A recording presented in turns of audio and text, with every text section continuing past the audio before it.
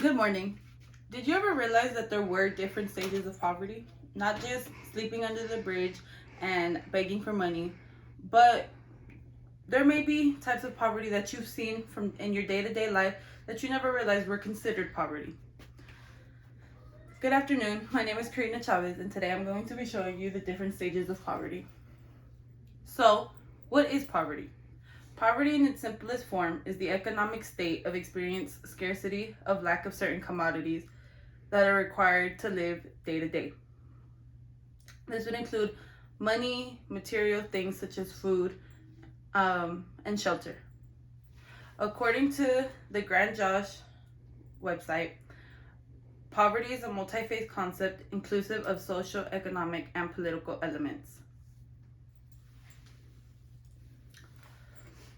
I will now show you all 6 different stages of poverty.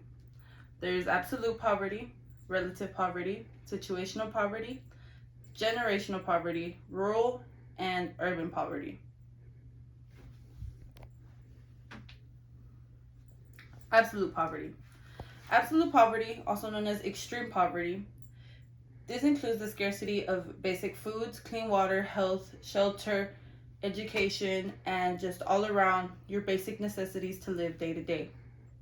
This is very uncommon in developed countries such as the United States, so you wouldn't find this in your everyday, driving from here to work. It would not look like absolute poverty.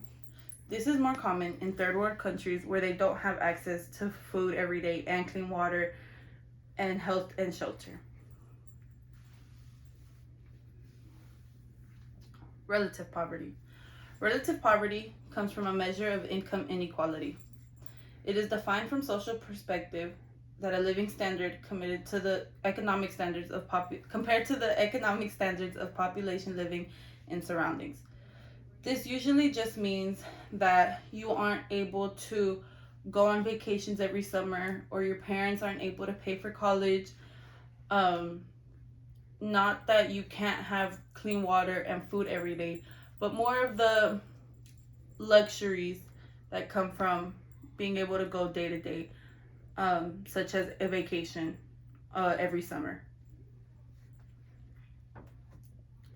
Situational poverty comes from an event that happens or an occurrence in your life that causes money to have to be spent on a specific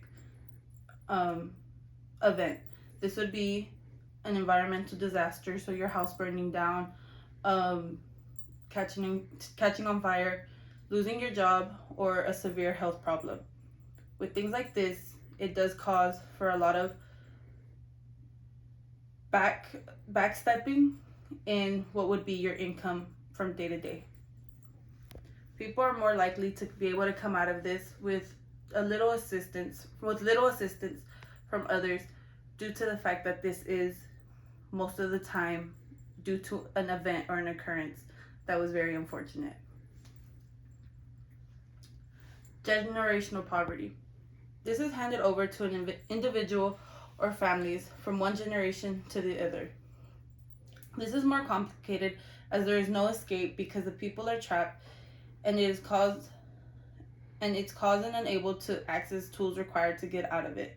So this would be living in a home with people who are already at what is considered absolute poverty, and it is a cycle that is very, very difficult to break. Rural poverty. According to givencompass.org, it occurs in rural populations below 50,000 people. This means there are less businesses and like everyday day-to-day jobs such as department stores and shopping malls. This is more farming and agriculture.